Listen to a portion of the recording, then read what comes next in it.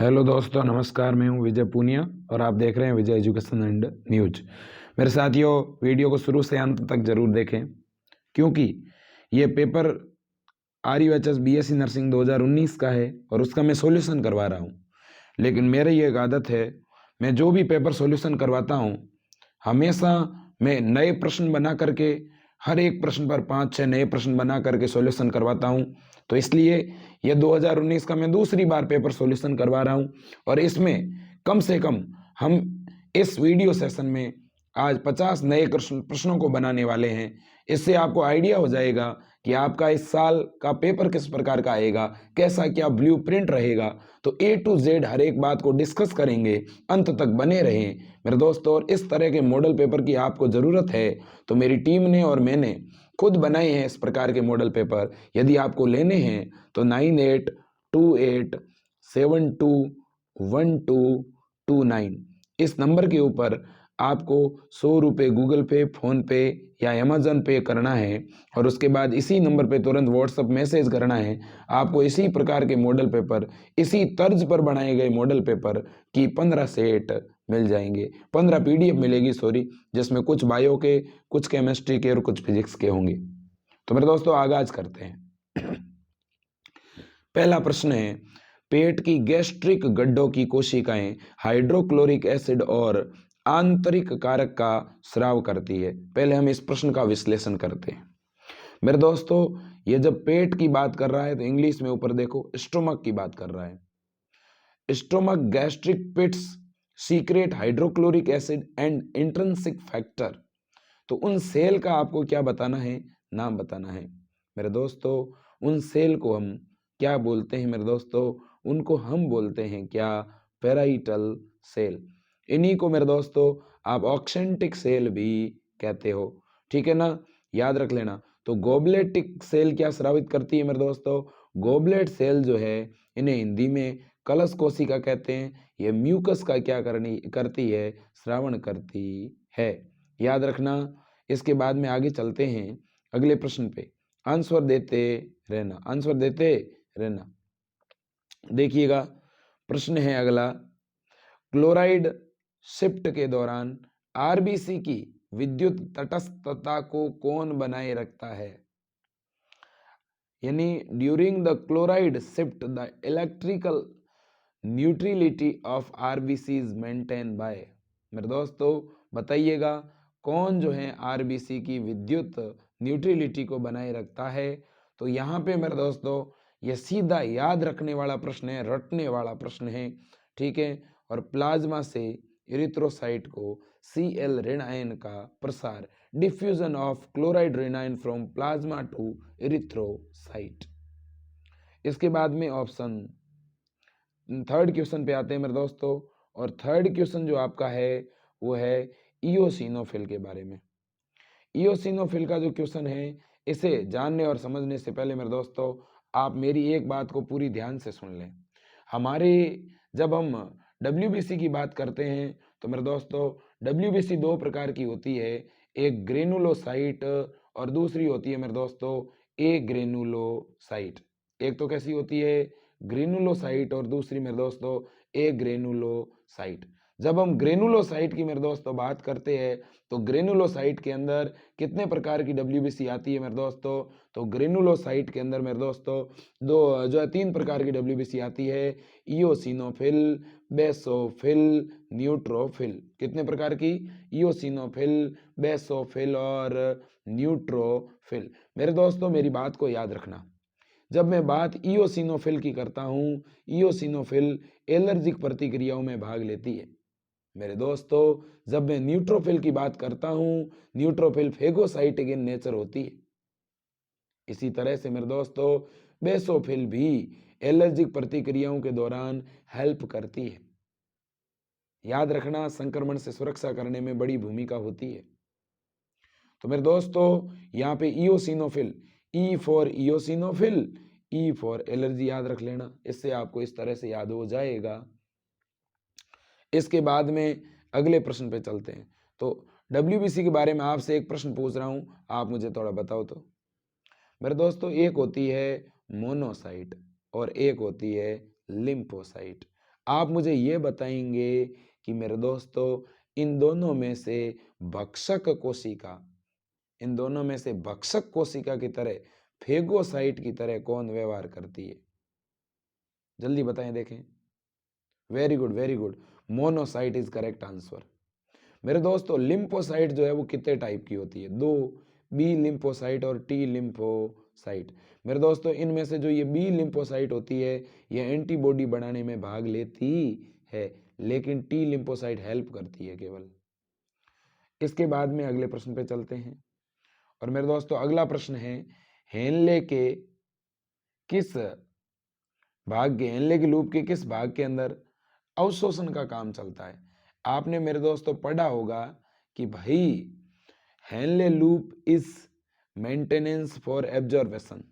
अब सुनिएगा मेरे दोस्तों, एक बात आपके सामने रखना चाहता हूं। हेनले का जो लूप है वो नेफ्रॉन का यू आकार का पिन शेप का भाग है। हेनले के लूप के ऊपर होती है समीपस्थ कुंडलित नलिका और इससे दूर वाले भाग में होती है दूरस्थ कुंडलित नलिका।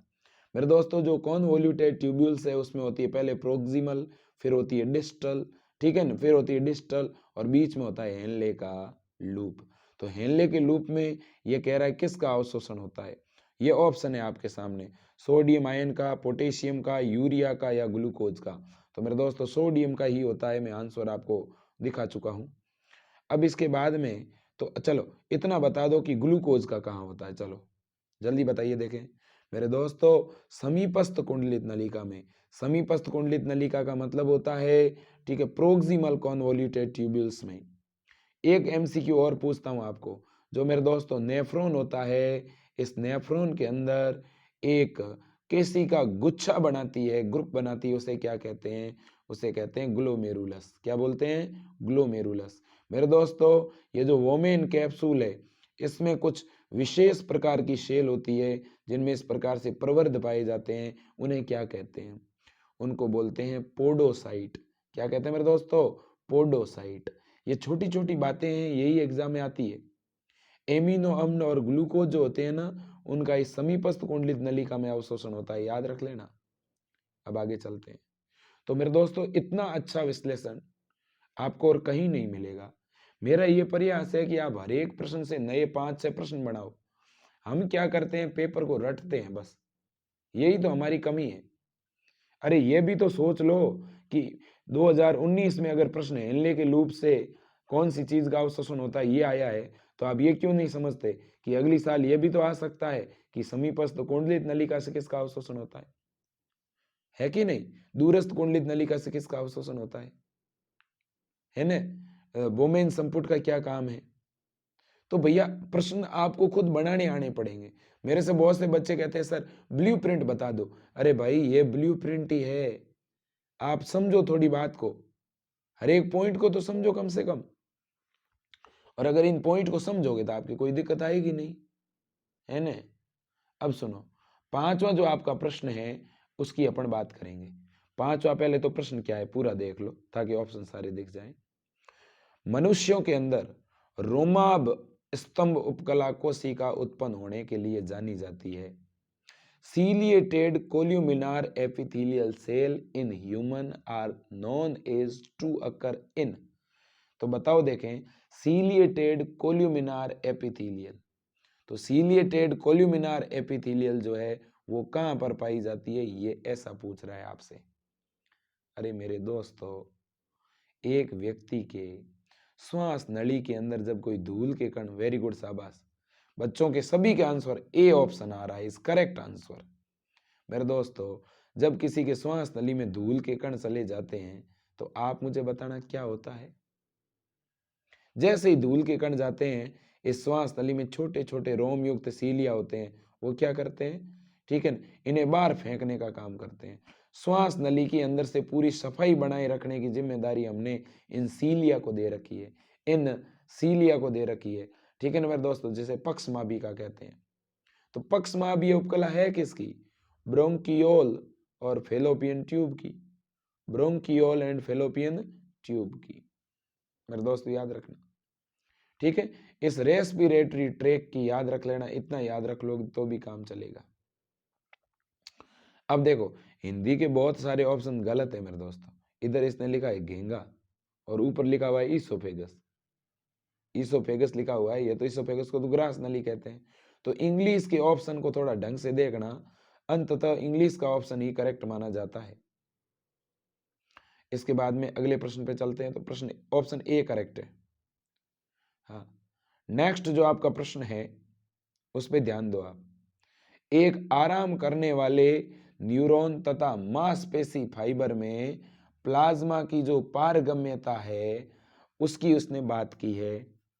तो मेरे दोस्तों इसने कहा है the permeability of plasma membrane in A resting neuron and muscle fibre is.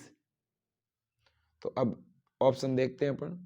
Potassium की तुलना में सोडियम आयन के लिए ज्यादा, या सोडियम की तुलना में पोटेशियम आयन के लिए ज्यादा, या पोटेशियम आयन के लिए अभेद्य, या दोनों ही आयन के लिए ही अभेद्य। मेरे दोस्तों याद रख लेना, बड़ी बात कह रहा हूं।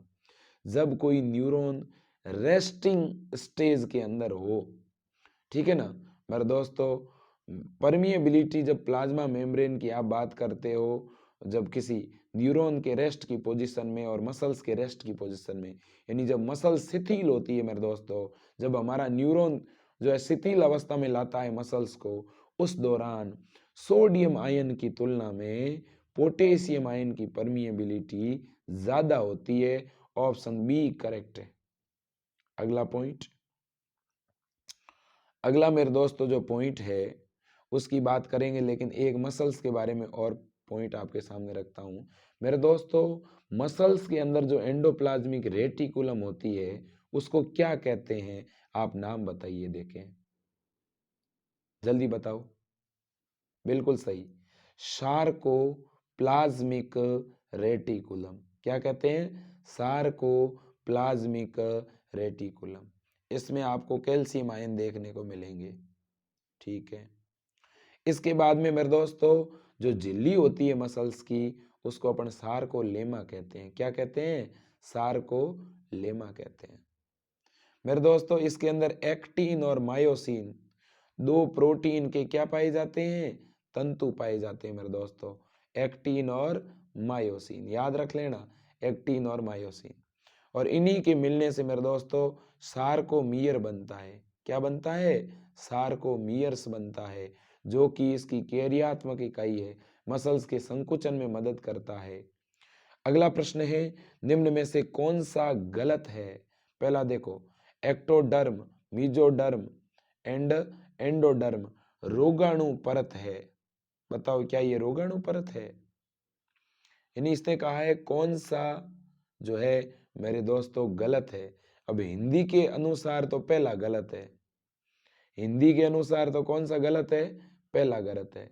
लेकिन ऊपर देखो इंग्लिश में, the endoderm, mesoderm, ectoderm are germ layer, तब ये बात सही है ना।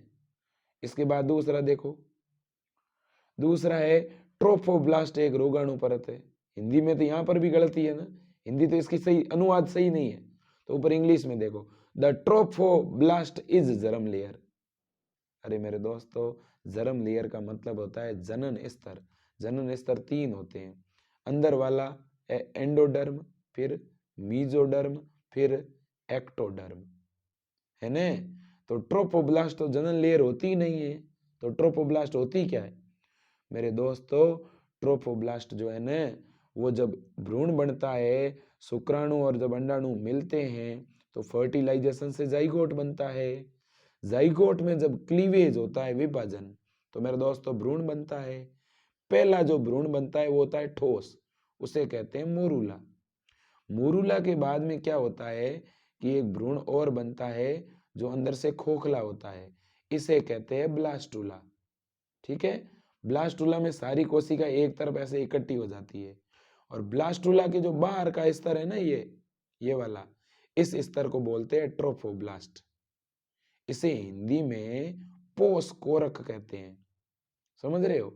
और यही स्तर मेरे दोस्तों भ्रूण जो है ना, जब गर्भाशय की एंडोमेट्रियम में स्थापित होता है ना, तो उसमें ये मदद करता है। तो ये है पोष कोरक, ठीक है, याद रखना। तो इतनी बात याद हो गई। तो पोस्कोरक तो भ्रूण का स्तर है, ये जनन स्तर है नहीं है, याद रखना। चलो, तो यहाँ ऑप्शन इस प्रश्न की दृष्टि से सेकंड करेक्ट ऑप्शन है। आप देख लो, देखें आंसर में कौन सा माना है, ठीक यही है। इसके बाद में अगले ऑप्शन पे चलते हैं। शुक्राणु निर्माण का सही क्रम आपको बताना है कि शुक्राणु निर्माण का सही क्रम कौन सा है। देखो देखें इसने क्या कहा है। पहले देखो शुक्राणु निर्माण में पहले होता क्या है, आप पहले ये सुन लो मेरे दोस्तों। शुक्राणु निर्माण की क्रिया स्पर्मेटोजेनेसिस किस में चलता है, सेमेनिफेरस ट्यूब्यूल्स में। वहां पर मेरे दोस्तों स्पर्मेटोगोनिया होती है, ठीक है। स्पर्मेटोगोनिया से मेरे दोस्तों प्राइमरी स्पर्मेटोसाइट बनती है, फिर सेकेंडरी स्पर्मेटोसाइट बनती है, फिर उससे स्पर्मेटिड बनता है, शुक्राणु पूर्व स्पर्मेटिड, और स्पर्मेटिड से स्पर्मेटोजोआ बनता है, यानी स्पर्म बनता है। तो पहले क्या, स्पर्मेटोगोनिया, सबसे पहले तो क्या होगी स्पर्मेटोगोनिया, फिर स्पर्मेटोसाइट, फिर स्पर्मेटिड, और फिर स्पर्मेटोजोआ। ये सारी चीजें किसमें है, देखो इसमें तो मेरे दोस्तों स्पर्मेटिड पहले ही बन गया, ये तो गलत हो गया। इसमें स्पर्मेटोगोनिया, स्पर्मेटोसाइट और स्पर्मेटोजोआ पहला बना दिया। स्पर्मेटोजोआ तो सबसे लास्ट बनता है, तो सबसे लास्ट स्पर्मेटोजोआ इसमें है। तो देखो स्पर्मेटोगोनिया से स्पर्मेटोसाइट बनी, स्पर्मेटोसाइट से स्पर्मेटिड बनी, तो ये ऑप्शन डी यहाँ पर करेक्ट होगा। देख लेते हैं कौन सा करेक्ट है। अब देखो बिल्कुल सही मेरे दोस्तों, आंसर देते रहो, सपोर्ट करते रहो, ठीक है ना। अब मैं आपसे एक प्रश्न पूछूंगा, अब आप मुझे बताएंगे, और सबसे पहले आंसर कौन देता है अभी पता चलेगा। मेरे दोस्तों प्रश्न क्या है, ध्यान से सुनना। प्रश्न ये है कि टेस्टिस जो है, टेस्टिस को, टेस्टिस के अंदर मेरे दोस्तों एक सेल है जिसका नाम है लीडिंग कोशिका, ठीक है, इंटरस्टिशियल सेल। लीडिंग कोशिका जो है इसका क्या फंक्शन है, आप मुझे बताइए। देखें लीडिंग कोशिका का टेस्टिस के अंदर क्या कार्य है, जल्दी बताओ। वेरी गुड, शाबाश। लीडिंग कोशिका जो है टेस्टोस्टेरोन हार्मोन स्रावित करती है, ठीक। लीडिंग कोशिका टेस्टोस्टेरोन हार्मोन कब स्रावित करेगी मेरे दोस्तों, जब लीडिंग कोशिका के ऊपर पीयूष ग्रंथि का कौन सा हार्मोन कार्य करेगा, एलएच हार्मोन, ठीक है। इसके बाद में एक और प्रश्न आपसे पूछता हूं, आप मुझे यह बताइएगा कि एक कोशिका और भी है जो इस स्पर्मेटोजोआ को पोषण देती है, उस सेल का क्या नाम है। बिल्कुल सही, शाबाश, उसका नाम है सर्टोली। और सर्टोली कोशिका के ऊपर पीयूष ग्रंथि का कौन सा हार्मोन काम करता है मेरे दोस्तों, फोलिकुलर स्टिमुलेटिंग हार्मोन। कौन सा काम करता है, फोलिकुलर स्टिमुलेटिंग हार्मोन, ठीक है, वेरी गुड। अगले प्रश्न पे चलते हैं। अगला जो प्रश्न है, गलती से आंसर दिख गया। अगला जो प्रश्न है वो है मासिक धर्म का प्रवाह किसके कारण होता है। मेंस्ट्रुअल फ्लो जो है वो किसकी वजह से होता है, आपको बताना है मेरे दोस्तों, जल्दी बताइएगा। मेंस्ट्रुअल फ्लो देखो ऑक्सीटोसिन से नहीं होता, क्यों, क्योंकि ऑक्सीटोसिन तो मेरे दोस्तों एक तो पार्श्यूरेशन यानी प्रसव में मदद करता है और एक दुग्ध के स्रावण में मदद करता है। तो ये तो इसका काम हो गया। जानते हो ऑक्सीटोसिन स्रावित कहां से होता है, पीयूष ग्रंथि की पश्यपाली से, याद रख लेना। न्यूरो हाइपोफाइसिस से स्रावित होता है, न्यूरो हाइपोफाइसिस किससे स्रावित होगा, न्यूरो हाइपोफाइसिस से। इतनी बात समझ में आई। अगला है FSH, फोलिकुलर स्टिमुलेटिंग हार्मोन। मेरे दोस्तों महिलाओं में ये हार्मोन तो अंडाशय की जो पुट्टिका होती है उनका परिपक्वन कराता है। प्राइमरी फोलिकल से सेकेंडरी, सेकेंडरी से टर्सरी, टर्सरी से ग्राफियन, है ने। इसका तो काम अलग ही है, इसका काम बता दिया। वेसोप्रेसिन, वेसोप्रेसिन का दूसरा नाम है एंटी डाईयूरेटिक हार्मोन। ये तो मेरे दोस्तों जो नेफ्रॉन की कुंडलित नली है उसके अंदर से जल के पुनः अवशोषण को बढ़ाता है। इसका तो कोई संबंध ही नहीं है मासिक धर्म से। तो फिर हार्मोन कौन सा है मासिक धर्म वाला? प्रोजेस्टेरोन है मेरे दोस्तों। आपको पता होना चाहिए, मैं बड़ी बात बताना चाहता हूं, सभी बच्चे ध्यान से कान खोल कर सुन लें। मेरे दोस्तों, जब ग्राफियन पुट्टिका जो होती है, ग्राफियन फॉलिकल, वो जब फटती है तो इससे अंडाणु बाहर आ जाता है अंडवाहिनी में। सही बात कह रहा हूं? और ये जो फटी हुई ग्राफियन फॉलिकल है इसे हम कार्पस ल्यूटियम कहते हैं। और ये जो कार्पस ल्यूटियम है ये स्रावित करती है प्रोजेस्टेरोन। कौन सा हार्मोन स्रावित करती है? प्रोजेस्टेरोन मेरे दोस्तों। ये प्रोजेस्टेरोन हार्मोन जब तक आता रहेगा, बात को समझना, ये प्रोजेस्टेरोन हार्मोन जब तक बढ़ता रहेगा, ठीक है ना, ये आपका ऊपर अंडाणु भी सुरक्षित है तब तक, और तब तक मासिक चक्र शुरू भी नहीं होगा। ठीक है मेरे दोस्तों। लेकिन आप एक बात को समझना, ठीक है ना, मैं बड़ी बात आपके साथ रखना चाहता हूं, शेयर करना चाहता हूं, ठीक है ना। ये कार्पस ल्यूटियम ये काम करेगी, लेकिन मान लो कि इस अंडाणु के पास शुक्राणु आया ही नहीं, तो फिर ये कार्पस ल्यूटियम क्या करेगी? कार्पस ल्यूटियम नष्ट हो जाएगी कार्पस एल्बिकेंस में। तब मेरे दोस्तों प्रोजेस्टेरोन नहीं बनेगा। प्रोजेस्टेरोन नहीं बना तो मेरे दोस्तों ये गर्भाशय का आंतरिक स्तर टूट के नष्ट होगा। ठीक है, तो याद रख लेना, प्रोजेस्टेरोन हार्मोन की बहुत बड़ी भूमिका है मासिक धर्म के अंदर। ठीक है, चलो, तो एस्ट्रोजन हार्मोन का फिर क्या काम हुआ? तो एस्ट्रोजन हार्मोन का मेरे दोस्तों फीमेल के अंदर जो भी सेकेंडरी सेक्सुअल कैरेक्टर होते हैं, द्वितीयक लैंगिक लक्षण होते हैं, उनके विकास में मदद करता है। याद रखना। नेक्स्ट 10वां क्वेश्चन है मेरे दोस्तों, बहुत ही महत्वपूर्ण प्रश्न है। ठीक है, अरे आज मैं आपको हर एक प्रश्न का विश्लेषण समझा रहा हूं। मैं सोचता हूं कि आपकी चीजें ज्यादा से ज्यादा सही हो मेरे दोस्तों। तो देखिएगा, भ्रूण को पहले निम्न में से कौन सा अपरा का काम नहीं है? अपरा प्लेसेंटा गर्भ को भ्रूण को पोषण देती है। तो देखो, भ्रूण को ऑक्सीजन और पोषण देती है तो काम है। एस्ट्रोजन का स्रावण करती है कि नहीं करती है? ये भी करती है, बिल्कुल सही है। भ्रूण से कार्बन डाइऑक्साइड और अपशिष्ट हटाती है, ये भी सही है। लेकिन ऑप्शन डी में क्या है? Secrete oxytocin during parturition. नहीं भाई, ऑक्सीटोसिन का स्रावण अपरा कभी नहीं करती। तो ऑक्सीटोसिन का स्रावण कौन करता है? अभी बताया था, जल्दी बताओ देखे। ऑक्सीटोसिन का स्रावण कौन करता है? जल्दी बताओ, मैंने अभी आपको बताया था। Very good, very good, pituitary gland. और पिट्यूटरी ग्लैंड में भी दो पाली होती है, एंटीरियर की पोस्टीरियर? बिल्कुल सही, पोस्टीरियर पिट्यूटरी। पिट्यूटरी ग्लैंड की पश्च पाली जो होती है वो मेरे दोस्तों ऑक्सीटोसिन स्रावित करती है। Very good, very good. अगला प्रश्न, अगला प्रश्न क्या है देखते हैं। अगला प्रश्न है, एक लिंकेज समूह से दूसरे में जीन की गति को क्या कहते हैं? एक लिंकेज समूह से दूसरे के अंदर जीन की जो गति होती है उसको क्या कहते हैं? The movement of gene from one linkage group to another. मेरे दोस्तों आप इसे ऐसे समझो, ये मेरे पास एक क्रोमोजोम, ये दूसरा क्रोमोजोम, ये होमोलोगस क्रोमोजोम है। यहाँ पर एक जीन है, यहाँ पे दूसरा जीन है। ये जीन आ गया यहाँ पर और ये जीन आ गया यहाँ पर।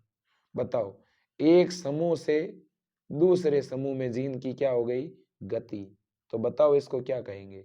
क्या इसको इन्वर्सन कहेंगे? नहीं। डुप्लीकेशन? बिल्कुल भी नहीं। ट्रांसलोकेशन? नहीं। इसे कहेंगे क्रॉसिंग ओवर।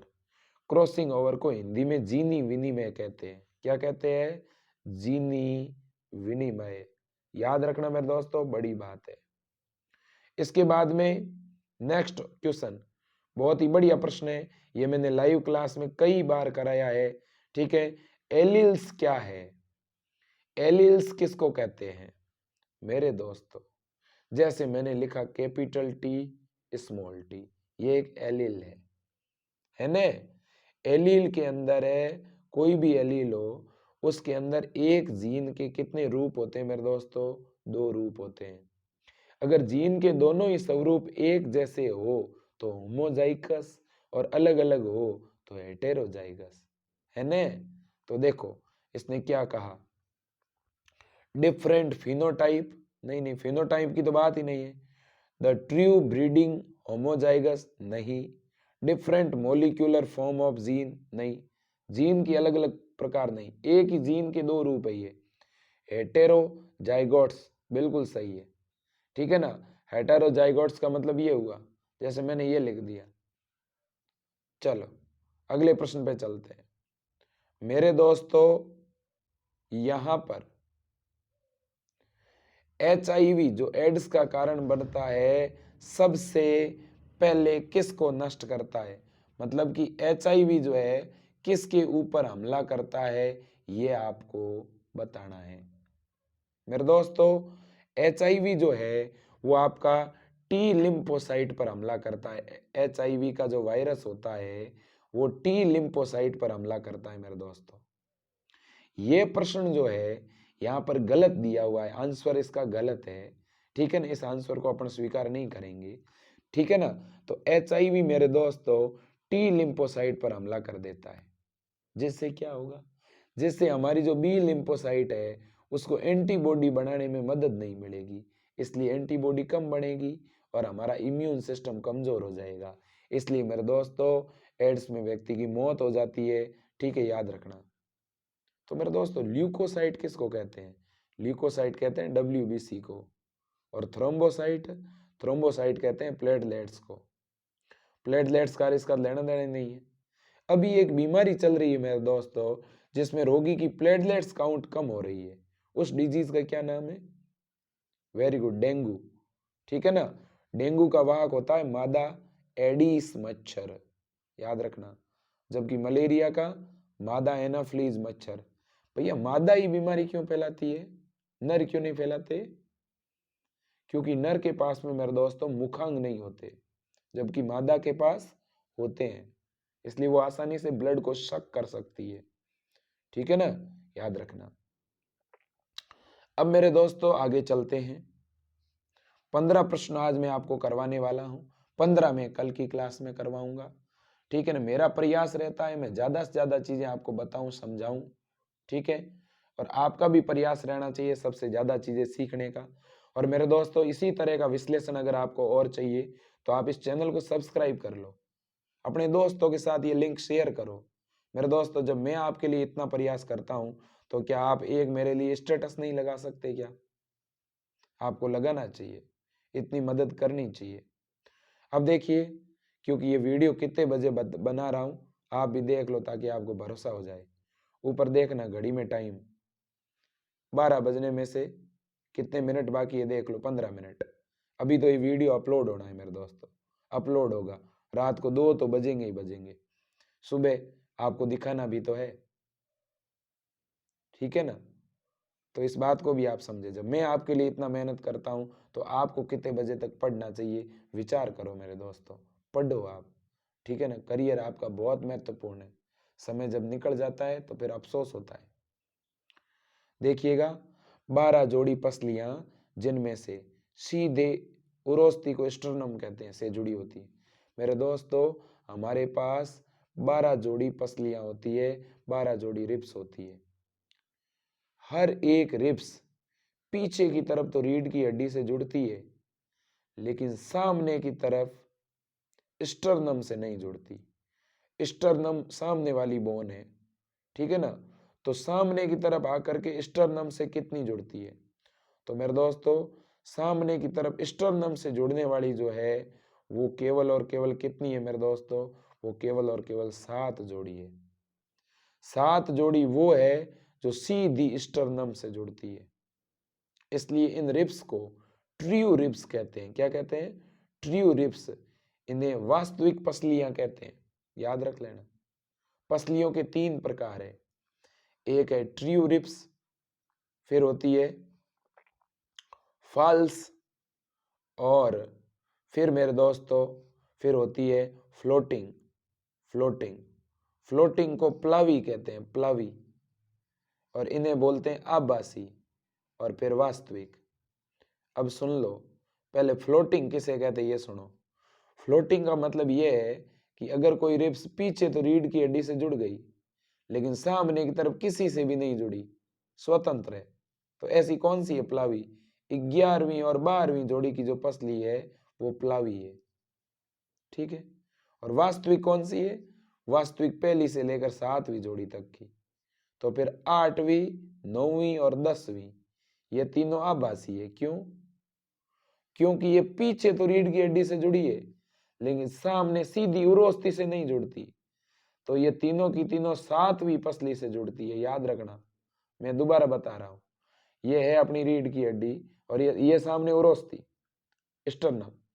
तो स्टर्नम से 7 पसलियां ऐसे जुड़ गई, इसलिए इनको ट्रियो बोला। अब जो 8वीं ये 7वीं से जुड़ेगी, 9वीं ये भी 7वीं से जुड़ेगी, 10वीं ये भी 7वीं से जुड़ेगी। तो बताओ ये तीनों पसलियां क्या स्टर्नम अस्थि से जुड़ी? क्या नहीं। किससे जुड़ी? 7वीं पसली से जुड़ी, इसलिए इन्हें कहते हैं फॉल्स। फिर मेरे दोस्तों 11वीं और जो 12वीं जोड़ी की है वो तो सामने किसी से जुड़ती नहीं, खुली है, इसलिए इनका नाम हो गया फ्लोटिंग यानी प्लावी। क्या ये बात समझ में आई आपके? चलो, इसके बाद में अंतिम प्रश्न है, एक अंडे में जर्दी की मात्रा और वितरण के आधार पर उभयचर के अंडे किस प्रकार के होते हैं? मेरे दोस्तों एग के बारे में बताया हुआ है कि एम्फीबियंस जो होते हैं उनके एग किस प्रकार के होते हैं। इसने कहा है एलेसिथल, सेंट्रोलेसिथल, या फिर micro and telolecithal, meso and telolecithal, meso and isolecithal. मेरे दोस्तों याद रखना, यहाँ तो सीधा आंसर याद रखना पड़ेगा और उभयचर के बारे में ही आ सकता है प्रश्न। तो याद रखना मीजो एंड टीलोलेसिथल, ठीक है, याद रखना मीजो एंड टीलोलेसिथल। तो ये 15 प्रश्न हैं जो मैंने आपको दिए हैं। और भी प्रश्न हम आपको करवाएंगे, कल की क्लास में इसका पार्ट 2 लेके आऊंगा। मेरा तो बच्चों पूरा प्रयास है आपको पढ़ाना, समझाना, पूरा कोर्स करवाना। आप अगर 100% दोगे तो आपका भगवान जरूर साथ देगा, ईश्वर साथ देगा, ठीक है ना। आपकी मेहनत आपका साथ देगी, आपके माता पिता का आशीर्वाद आपका साथ देगा और आपका सिलेक्शन होगा, ठीक है मेरे दोस्तों। उस दिन हम सबको खुशी होगी, ठीक है ना। और मेरे दोस्तों निवेदन करूंगा, आपके सपोर्ट की बेहद ज़रूरत है, ठीक है। इसके अलावा मेरे दोस्तों हमारे चैनल की एक वेबसाइट भी हमने तैयार की है, उसका लिंक भी आज मैं शाम तक इन वीडियो के लिंक में डालूंगा, तो आप वेबसाइट को भी ज़रूर विजिट करना। आप सपोर्ट करिएगा, हम आपके लिए बहुत अच्छा करेंगे। सब कुछ बढ़िया रहा तो आपके लिए जितना हो सकेगा मैं समय दूंगा और देता रहूँगा। अगर आपने अभी तक मॉडल पेपर नहीं लिए हमारी टीम के द्वारा बनाए हुए तो आप तुरंत लीजिएगा और आपके जितने भी दोस्त हैं उन्हें भी इन मॉडल पेपर को लेने के लिए मोटिवेट कीजिएगा मेरे दोस्तों। तो आज के लिए इतना ही। जय हिंद, वंदे मातरम, भारत माता की जय।